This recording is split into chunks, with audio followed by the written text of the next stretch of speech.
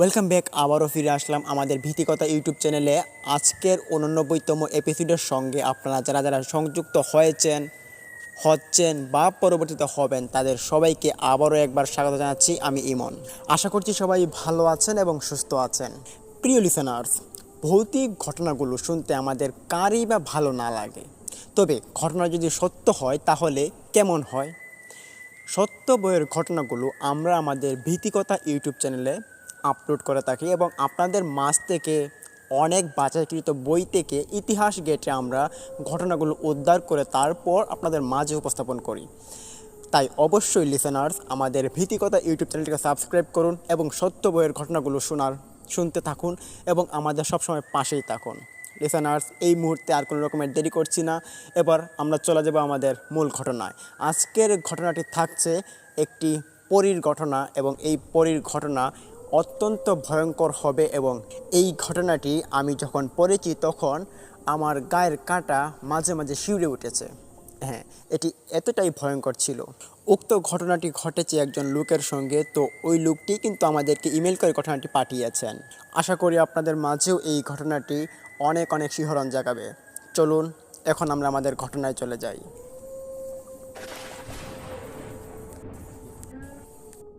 ঘটনাটি যেরকমভাবে লেখা আছে আমি ঠিক সেভাবেই পড়ছি। আসসালামু আলাইকুম প্রিয় ভাই ও বোনেরা, আশা করছি সবাই অনেক ভালো আছেন এবং আজকে আপনারা যারা যারা এখানে এসেছেন তারা অবশ্যই ভৌতিক ঘটনা শুনতে ভালোবাসেন এবং ভৌতিক ঘটনাগুলো সম্পর্কে অনেক কিছু জানেন এবং বুঝেন। তো আমি ভাবলাম যে আমার সঙ্গে ঘটে যাওয়া সেই পুরনো ঘটনাটি আপনাদের মাঝে উপস্থাপন করি এবং ঘটনাটি আমি ইমেল আকারে লিখেছি। আশা করি ইমেলটি খুব ভালো লাগবে এবং ঘটনাটি আমি খুব সুন্দর করেই গুছিয়ে লিখেছি। আশা করি আপনাদের মাঝে আমাদের ভাই ইমন সে পড়ে শোনাবে। আশা করি আমার সঙ্গে ঘটে যাওয়া ঘটনাটি আপনাদের মাঝে শতভাগ শিহরণ জাগাবে। লিসেনার্স, ধরুন আপনি একজন পুরুষ মানুষ। এখন আপনার বিয়ে হয়নি, আর বিয়ে না হওয়াতে আপনার যে কোনো মেয়েকে দেখলে আপনার ভালো লাগলো, এটা স্বাভাবিক। আর এই ভালো লাগাটাই আপনার জীবনে একটি কাল হয়ে দাঁড়ালো। সেটা কেমন হয়?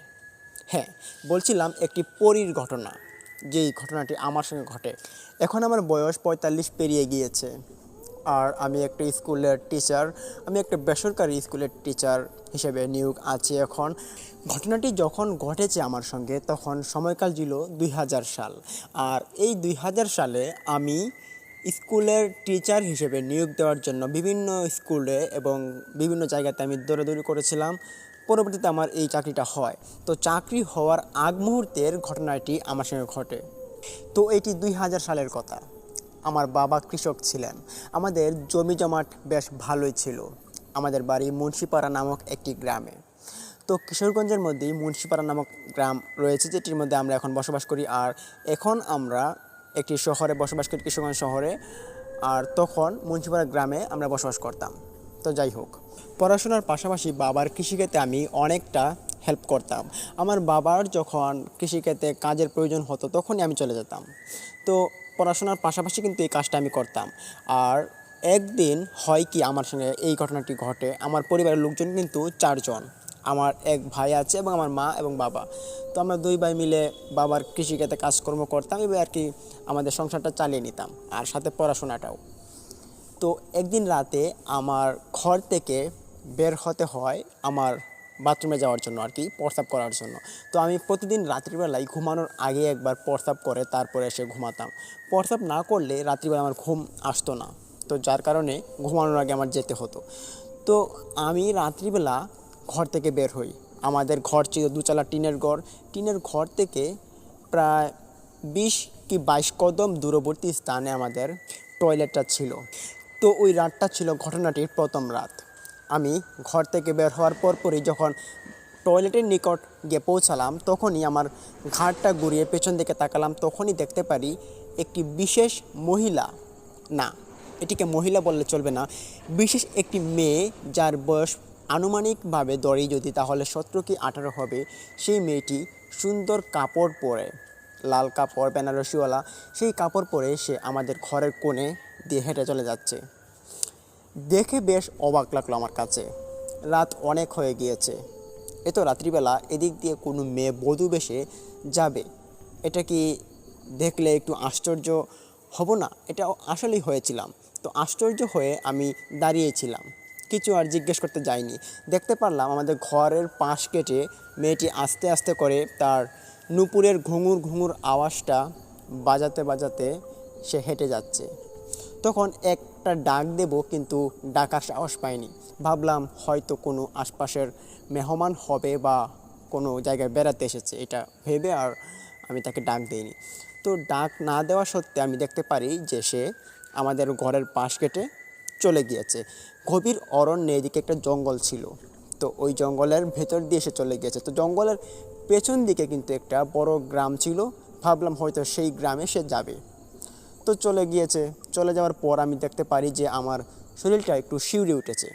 আমার শরীরের যে পশমগুলো ছিল সেগুলো সবগুলো দাঁড়িয়ে গিয়েছে। আমার মনের ভেতরে যেমন কেমন একটা ভয়ের সৃষ্টি হলো, মনের ভেতরে মনে হলো একটি কাঁপুনি দিয়ে চলে গেল। তো এটাকে প্রথম দিন আমি পাত্তা দিইনি। তখন টয়লেট শেষ করে আমি ঘরে যাই।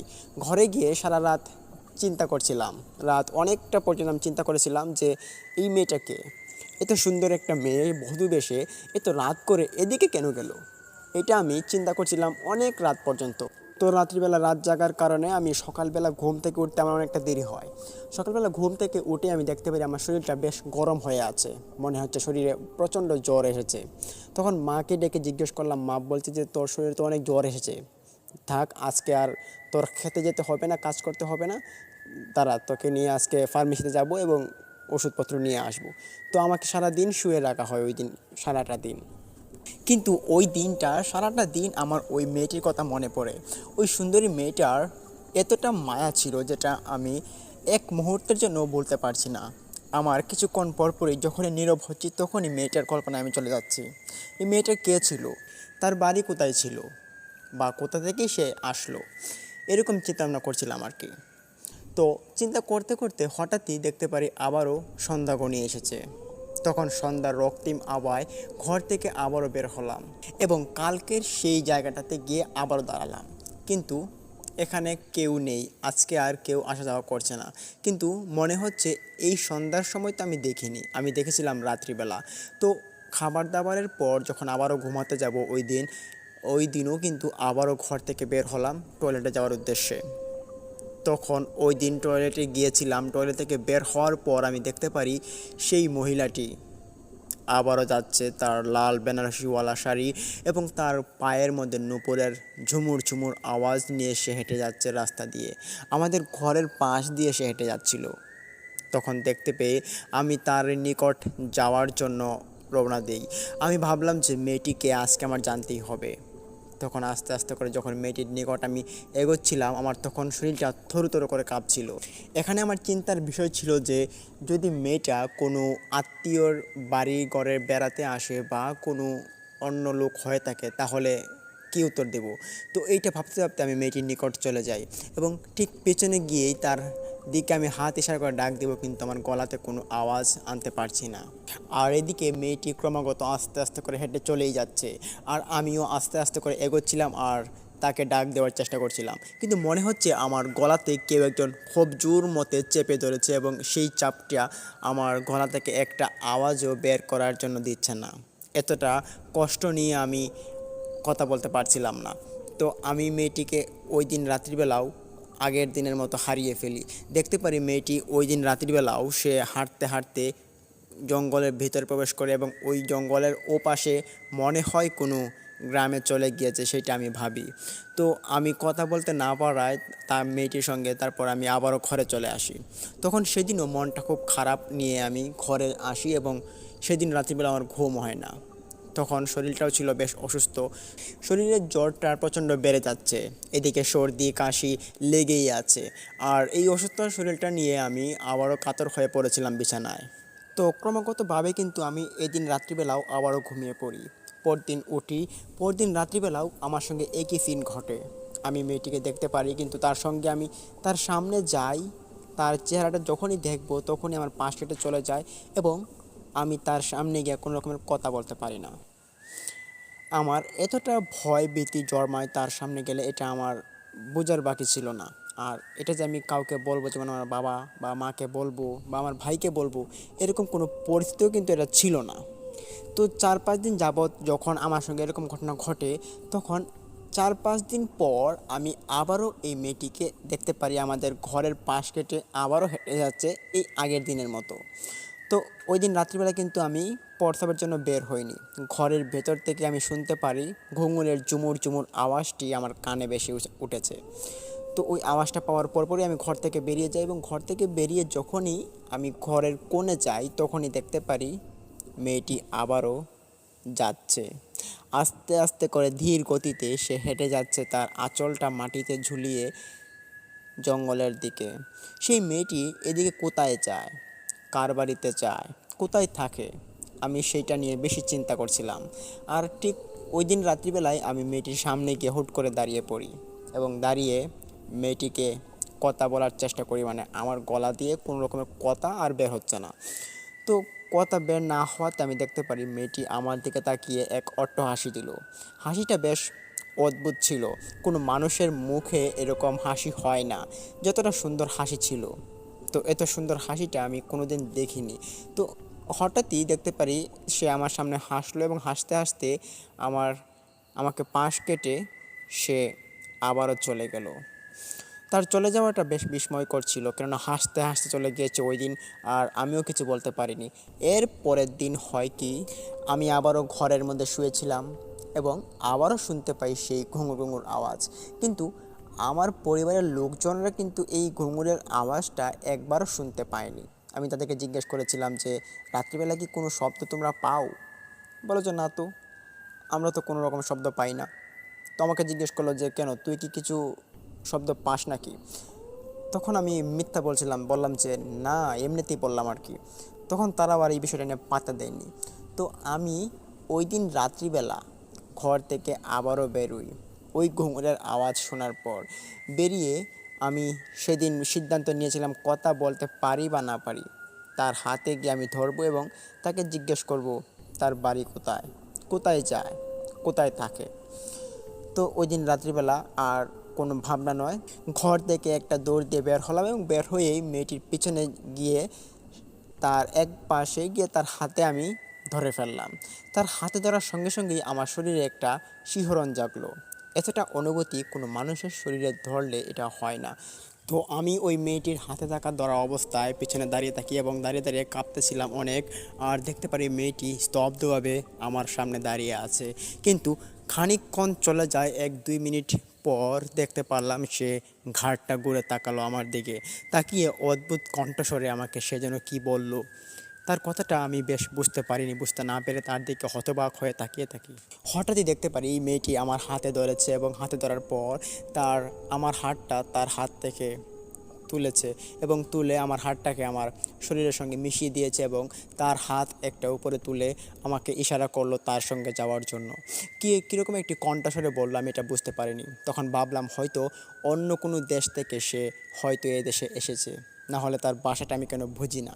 আর এটা যে অন্য কিছু হবে আমার কিন্তু এক মোটেও ধারণা ছিল না। এটা যে জিন বা পরি হতে পারে এরকম ধারণা কিন্তু আমার এক ফোঁটাও ছিল না। আমি ভেবেছিলাম যে এটা কোনো মেয়ে হবে, আর যে মেয়েটাই এখান দিয়ে রাত্রিবেলা যাওয়া আসা করে, হয়তো কোনো আত্মীয়র বাড়িতে। তো যাই হোক, আমি তখন দেখতে পারি যে মেয়েটি হাত ইশারা করে আমাকে ডাকলো। তখন তার ডাক শুনে আমি কেমন গলে গেলাম, তার পিছন পিছন যাওয়া শুরু করে দিলাম। দেখতে পারি সে ধীর গতিতে 1 পা 2 পা করে ফেলতে ফেলতে আমাদের সেই পুরনো জঙ্গলটার ভিতরে গেসে প্রবেশ করেছে। জঙ্গলের ভিতরে প্রবেশ করতেই আমার খুব ভয় লাগে, এবং আমি এই জঙ্গলের মধ্যে অনেক কাণ্ডকলাপ ঘটনাগুলো শুনেছি, যেই ঘটনাগুলো আমার মনে পড়ে তখন, এবং আরও ভয় লাগে। এবং তখন ভাবছিলাম যে এই জঙ্গলে যাচ্ছি রাত্রিবেলা, যদি আমার কোনো সমস্যা হয় বা যদি কোনো ক্ষতি হয়, আর এই মেয়েটাকে তো আমি চিনি না, তো আমি কোথায় যাব এখন। কিন্তু তখন এরকম চিন্তা ভাবনা করে মাটি দিয়ে ফেলি। আমি তখন আস্তে আস্তে করে মেয়েটির পিছনে হাঁটছিলাম। হাঁটতে হাঁটতে তখনই দেখতে পারি মেয়েটি জঙ্গলের মাঝ প্রান্তে এসে দাঁড়িয়ে পড়েছে। ওখানে একটা বড় তেঁতুল গাছ আছে, যে তেঁতুল গাছটার মধ্যে অনেক তেঁতুল হতো, এবং দিনের বেলা মানুষরা এসে তেঁতুল খেয়ে যেত। এখানে অনেক মানুষ এখান থেকে তেঁতুল পেরে নিয়ে যেত।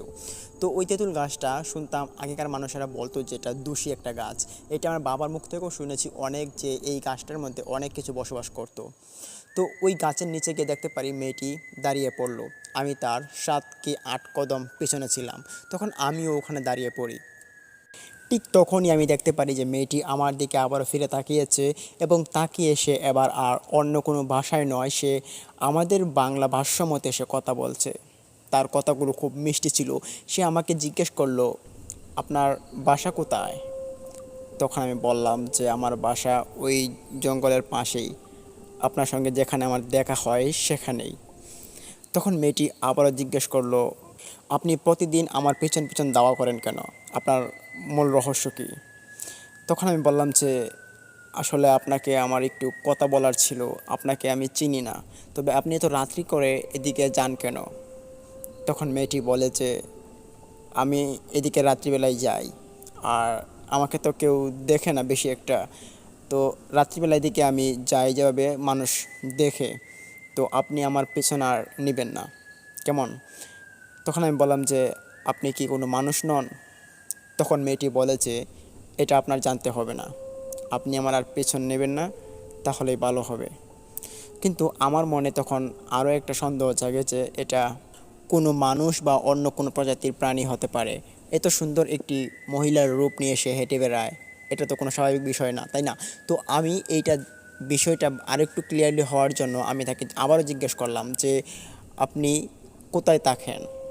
তখন সে বলল যে আমি এই জঙ্গলেই থাকি।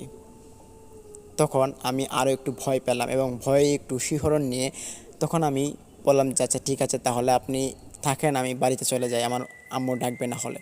তো এই কথা বলে আমি ওই মেয়েটির কাছ থেকে আমি বাড়িতে চলে আসি। বাড়িতে আসার পর থেকে আমার ভেতরটা একবারে ভয়ে ভয়ে চলে যাচ্ছে। আমি তখন চিন্তা করছিলাম যে আমি এটা কার সম্মুখীন হলাম? এরকমটা তো না হলেও পারতো। এরকম এরকম কিন্তু দৃশ্য আমি আর কোনো দিন দেখিনি। তো রাতটা কিন্তু আমার কলে বলে পার করে দেই। তো পরদিন সকালবেলা উঠে আমার সঙ্গে যে বন্ধুরা থাকে, যার সঙ্গে আমি প্রতিদিন চলাফেরা করতাম, সেই বন্ধুর বাড়িতে যাই।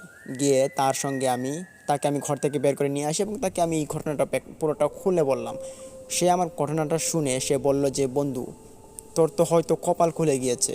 এরকম এরকম যে কাণ্ডকাহিনী, যে পরীর সঙ্গে সাক্ষাৎ বা কোনো জিনের সঙ্গে সাক্ষাৎ, এটা যদি একটু মিল দেওয়া যায় তাহলে কিন্তু এটা তোর একটু ভালো কিছু হতে পারে, আর এরা অনেক কিছু তোকে দিবে, এটা আশা করা যায়। তখন বন্ধুর আরও অনেক কথাবার্তা শুনে আমার একটু লোভ জন্মালো, আর সেই লোভটাই ছিল আমার জীবনের একটি কাল। তো আমার এই লোভে লোভে আমার পুরোটা দিনটা কাটিয়ে দিই এবং ভাবছিলাম যে আজকে রাতে তাকে পেলে তার সঙ্গে আমি একটু ভাব নেওয়ার চেষ্টা করব, বা তাকে আমি আমার মনের কথাটা বলে ফেলবো আর কি। তো আমি রাত্রিবেলা ওই দিন প্রায় এশারের আজানের পর থেকে আমি ওখানে দাঁড়িয়ে থাকি রাস্তার মধ্যে, কেননা সে আজকে যাবে এদিক দিয়ে, আর কালকে যে মনোমালিন্য হয়েছিল তার জন্য আমি তার কাছে ক্ষমা চাইবো, এটার জন্য। তো ঘরের বাইরে দাঁড়িয়ে দাঁড়িয়ে আমি অপেক্ষা করছিলাম, কিন্তু অপেক্ষার সময় তো আর শেষ হচ্ছে না। এদিকে আমার আম্মু আবার আব্বু একটু পর পর ডাকছে যে বাইরে এতক্ষণ কী করিস? আমি বললাম যে এখানে একটু বসে আছি, ভালো লাগছে। কিন্তু এই কথা বলে আমি এখানে সময় পার করছিলাম যে আজকেও কিনা এই পরীটা কি এই রাস্তা দিয়ে যায় কিনা। তো আজকে অনেক রাত হয়ে যাচ্ছে কিন্তু পরীটা আর আসে না। তখন না আসায় আমি ভাবলাম যে হয়তো কালকের দেখাটাতে সে আর এদিকে আসবে না, হয়তো এদিকে আসাটা সে বন্ধ করে দিয়েছে। তো ঘরের ভিতরে গিয়ে আমি ঘুমানোর জন্য আমি কাঁথা কম্বল নেই, হঠাৎই শুনতে পারি সেই ঘুঙুরের ঝুমুর ঝুমুর আওয়াজটি আবার আমার কানে ভেসে আসলো। তখন আওয়াজটি শোনা মাত্রই আমি ঘর থেকে লাফ দিয়ে উঠে পড়ি এবং কাউকে আর সজাগ না করেই আমি ঘর থেকে বের হয়ে পড়ি। ঘরের দরজাটা আস্তে করে বন্ধ করে দিলাম যাতে কেউ টের না পায় ঘরের ভিতরে। তো আমি ঘরের দরজাটা বন্ধ করে দিয়ে আমি যখন ঘর থেকে বের হয়ে বাইরের দিকে তাকালাম, তখনই দেখতে পারি সেই মেয়েটি আবারও হেঁটে আসছে আমাদের ঘরের পাশ দিয়ে। তখন আমি মনে খুব আনন্দ নিয়ে সেদিন কোনো ভয় আর কোনো শিহরণ না নিয়েই মেয়েটির সামনে গিয়ে দাঁড়িয়ে পড়ি এবং দাঁড়িয়ে আমি তাকে বললাম যে আপনাকে আমার খুব ভালো লাগে। তখন মেয়েটি হেসে দিয়ে বলল যে না, এটা সম্ভব নয়। আবারও তাকে একই কথা বললাম, সে আবার বলে এটা সম্ভব নয়। তখন মেয়েটি এক পর্যায়ে কথা বলতে বলতে সে বলে যে আচ্ছা তুমি কি চাও? তখন আমি বললাম যে আমি কিছু চাই না, আমি আপনাকে চাই। তো এই কথা শুনে মেয়েটি বলল যে না, এটা সম্ভব নয়। তো মেয়েটি আমাকে খুব রাগান্বিত অবস্থায় রাগ দেখিয়ে সে ওই দিন রাত্রিবেলা চলে যায়। রাত্রিবেলা চলে যাওয়াতে আমার দেখতে পারি খুব ভয় লাগলো এবং ঘরের ভিতরে আসি এবং আসার পর আমি চিন্তা করি যে যদি এটা সত্যিকারের অর্থে কোনো জিন বা কোনো পরী হয়ে থাকে তাহলে যদি আমার কোনো ক্ষতি করে বসে, তখন আমার মাথায় একটা সেন্স আসে যে যদি এটা আমার কোনো খারাপ হয় তো এইটা ভাবতে ভাবতে আমি ওই দিন রাত্রিবেলাও রাতটা পার করে দিই। 2 দিন যাবৎ চোখে কোনো ঘুম নেই। এদিকে এক লোভের টেনশন আর এদিকে আরেক ভয়ের টেনশন, কী থেকে কী না জানি হয়ে পড়ে। পরদিন সকালবেলা আবারও সেই বন্ধুর নিকট যাই এবং গিয়ে সেই ঘটনাটা খুলে বলি। তখন বন্ধু বলল যে দেখ কিছু কি করতে পারিস কি না। তখন বন্ধু আরও একটা কথা বলল যে জিন বা পরীদের মাথা থেকে নাকি একটা চুল যদি ছিঁড়া হয় আর সেই চুল যদি সরিষার ভেতরে রাখা হয় তাহলে নাকি তারা গোলাম কাটে মানুষের, মানে মানুষের বসে এসে তারা কাজ করে যতক্ষণ না পর্যন্ত তারা তার চুলটা উদ্ধার করে নিয়ে না যেতে পারে। তো এই পরামর্শটা আমার বন্ধু দেন। তখন আমি ভাবলাম যে হ্যাঁ, মেয়েটার হাত তো আমি ধরেছি, তার চুল একটা নিতেও আমার বেশি সময় লাগবে না। তো এটা ছিল আমার পক্ষে পুরোটা বোকামির একটা কাজ। তো আমি ওই দিন রাত্রিবেলা সেই আগের দিনের মতো দাঁড়িয়ে থাকি। তখন দেখতে পারি না, এবার সে ধীরগতিতে আসছে। দেখতে পারি বাড়ির পশ্চিমের যে বিলটা ছিল সেই বিলের পাশ ধরে সে হেঁটে আসছে খুব আস্তে আস্তে করে। একটা চিকন একটা আইল ছিল, যে আইলের আশপাশ দিয়ে ধান ক্ষেত ছিল, সেই ধান ক্ষেতের মাঝখান দিয়ে বধূ বেশে সে আঁচলটা মাটিতে ছুঁয়ে ছুঁয়ে সে হেঁটে আসছে আমার দিকে। তখন আমি রাস্তার মাঝখানে দাঁড়িয়ে থাকি। আমার দাঁড়ানো দেখে সে দেখতে পারলাম দূর থেকে দাঁড়িয়ে পড়েছে এবং দূরে দাঁড়িয়ে সে আমাকে যেন দেখছে। হঠাৎই দেখতে পারি তার চোখের মধ্যে আগুনের একটা ঝলক বয়ে যাচ্ছে। মনে হচ্ছে তার চক্ষুবর্ণ দুটো আগুনের লোক্কার মতো লাল হয়ে আছে এবং সে এখানে দাঁড়িয়ে আছে। তখন আমি একটু পাশ কেটে সাইডে চলে আসি। তখন আবার দেখতে পারি সে যে হাঁটা শুরু করেছে আবার আমার দিকে। হাঁটতে হাঁটতে এক মুহূর্তের ভিতরে সে আমার নিকট চলে আসে। আসার পর আমি তার সামনে গিয়ে দাঁড়াই এবং সামনে গিয়ে দাঁড়িয়ে তার হাতে আমি ধরে ফেলি। হাতে ধরার পর যখনই আমার হাতটা তার উপরে নিব একটা চুল ছেঁড়ার জন্য, তখনই আমার হাত কোনো এক শক্তির বলে আটকে পড়ে। আর আটকে পড়ার সঙ্গে সঙ্গে আমি দেখতে পারি আমার পুরো শরীর থরথরে কাঁপনি শুরু করে দিয়েছে এবং আমার শরীরের ভিতরে অদ্ভুত রকমের অশান্তি সৃষ্টি হয়ে গিয়েছে। আর ঠিক তখনই দেখতে পারি এই পরীটির আসল রূপ। আমি দেখতে পারি পরীটি যতটা সুন্দর ছিল তার থেকেও আরও কুৎসিত হয়ে গিয়েছে। তার পরনে যে লাল বেনারসি ছিল সেই লাল বেনারসি একটা গলে একটা ছাইমাটা একটা কাপড় হয়ে গিয়েছে, যেই কাপড়টা মনে হচ্ছে এই পিশাচটির শরীরে একবারে জট লেগে আটকে পড়ে গিয়েছে। আর মেয়েটির এতটা অবস্থা সিরিয়াস হয়ে গিয়েছে, এটা দেখার মতো না। তার এই ভয়ঙ্কর রূপ দেখার পর আমার অনেক ভয় লাগে এবং সেখানে আমি চিৎকার দেওয়ার মতো কোনো শক্তি পাচ্ছিলাম না। প্রায় 5 থেকে 6 মিনিটের মতো আমি ওখানে দাঁড়িয়ে কাঁপনি শুরু করে দিই এবং দেখতে দেখতে থাকি ওই পরি আকৃতির পিশাচটি আমার সামনে দাঁড়িয়ে আস্তে আস্তে করে হাসছে এবং তার হাসিটা ছিল বিকট শব্দের এবং খুব ভয়ঙ্কর। সেই ভয়ঙ্কর হাসির প্রভাবে আমার কান একদম জ্বলে যাচ্ছে এবং মাথাটা ঘুরে যাচ্ছে। আর ঠিক তখনই আমি দেখতে পারি যে আমার পুরো শরীর একদম নিস্তেজ হয়ে আসছে, আর মনে হচ্ছে এখন আর দাঁড়িয়ে থাকতে পারবো না, অজ্ঞান হয়ে যাব মনে হচ্ছে। তো ঠিক তখনই আমার মাথা ঘুরান খেলো একটা এবং তখনই আমি মাটিতে পড়ে যাই। মাটিতে পড়ে যাওয়ার শব্দটা হয়তো আমার বাবা মা শুনেছে এবং ঘর থেকে তারা বেরিয়ে আসে। আমি দেখতে পারি ততক্ষণে বাবা মায়েরা বের হয়ে চলে এসেছে। আর ঠিক তখনই আমার জ্ঞান হারিয়ে ফেলি।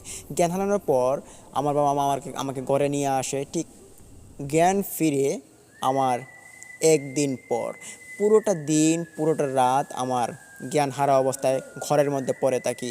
তো জ্ঞান যখন ফিরে তখন আমি উঠে আমার দেখতে পারি আমার মা আমার শরীর হাতিয়ে দিচ্ছে, আমার বাবা আমার পাশে বসে আছে, আমার ভাই পাশে বসে আছে এবং আমাকে জিজ্ঞেস করছে যে কিরে, এত রাত করে তুই বের হয়েছিলি কেন, আর কি হয়েছে তোর সঙ্গে?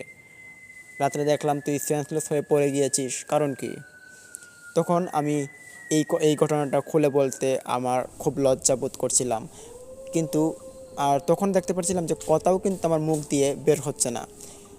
কথা বের হওয়াটা স্বাভাবিক ছিল না, তবে এই ঘটনাটা যতটা অস্বাভাবিক ছিল।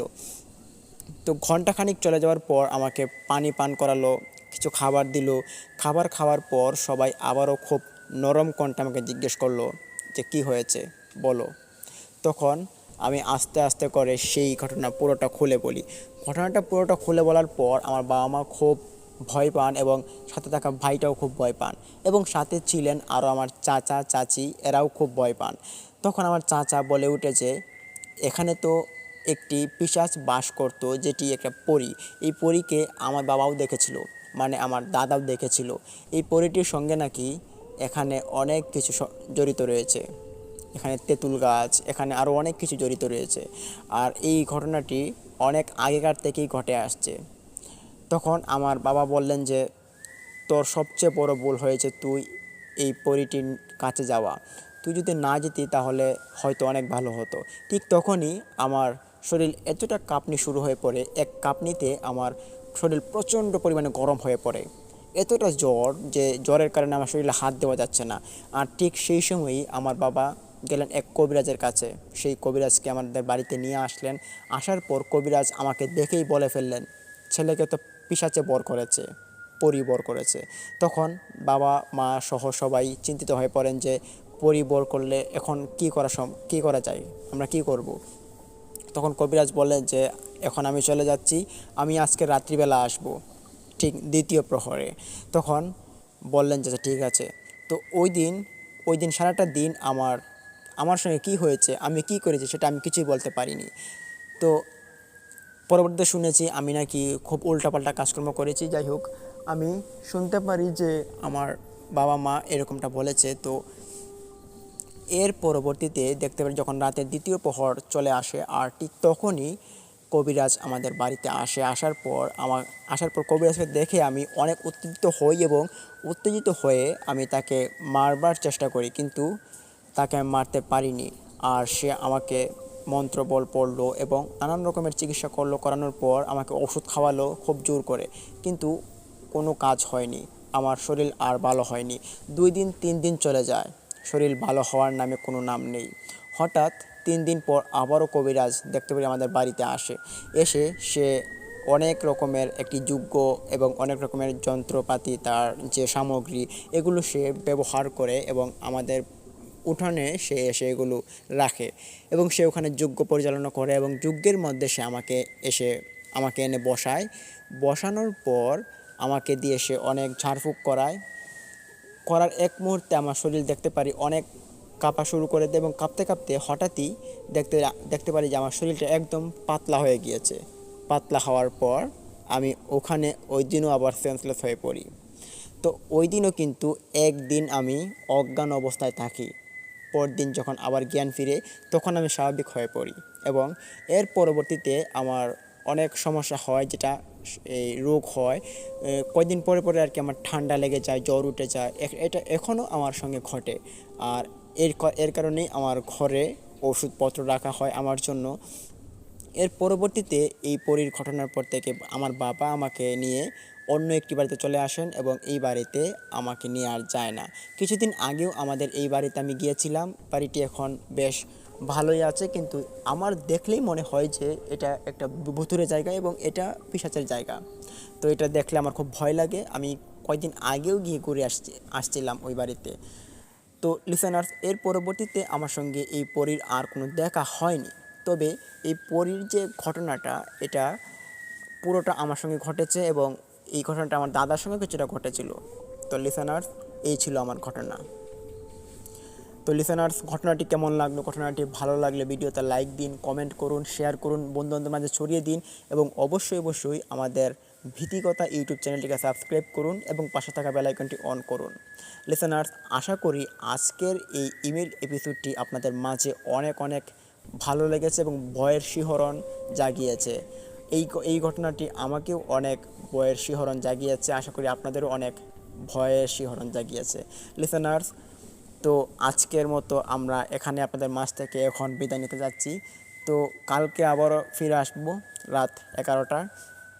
আপনারা ততক্ষণ সবাই আমাদের সাথেই থাকুন, আমাদের পাশেই থাকুন এবং অবশ্যই আমাদের চ্যানেলকে সাবস্ক্রাইব করুন। লিসেনার্স, এখন আপনাদের মাঝ থেকে বিদায় নিচ্ছি। ততক্ষণ সবাই ভালোই থাকুন। আসসালামু আলাইকুম।